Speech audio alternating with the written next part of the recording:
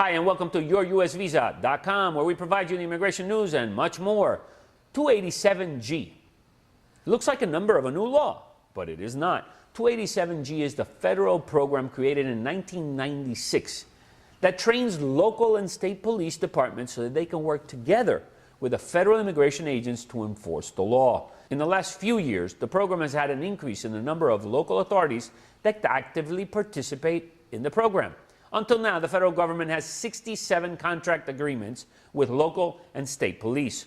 So what's the news? After thousands of complaints from immigrants that state that the program has only served to make them the target of racial profiling by police, and that the authorities are using the program just to check immigration papers and not to look for criminals, the government finally took action. In the beginning of April, a House committee held a hearing where Hispanics testified that they were stopped in the streets without a motive, only for being Latinos, and asked for their papers. Some were U.S. citizens, and still they were treated as criminals, so they testified. Others said that Latinos now are living what African Americans had been living for many years. You are stopped and questioned for no apparent reason, unfairly, just because of your skin color. The 287G program allows local authorities to ask about your immigration status during an investigation. That, critics say, opens the door to different interpretations, since, for example, a police officer should not stop you while you are driving and ask you for proof of your immigration status in the United States. Immigrants and Hispanics say that this is exactly what is happening.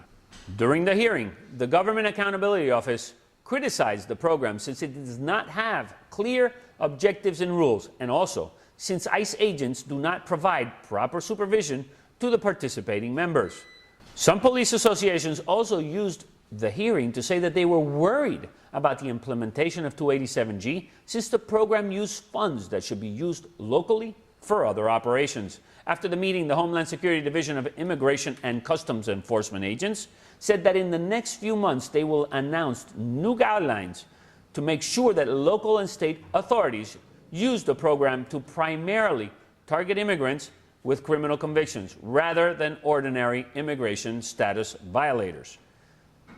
Maybe we can thank the Arizona Maricopa County Sheriff Joe Arpaio for these changes, since his participation in the 287G program has been the most criticized and denounced for abuses in the nation. By the way, Arpaio is under investigation by the Department of Justice and was not invited to these hearings. This and much more here on yourusvisa.com.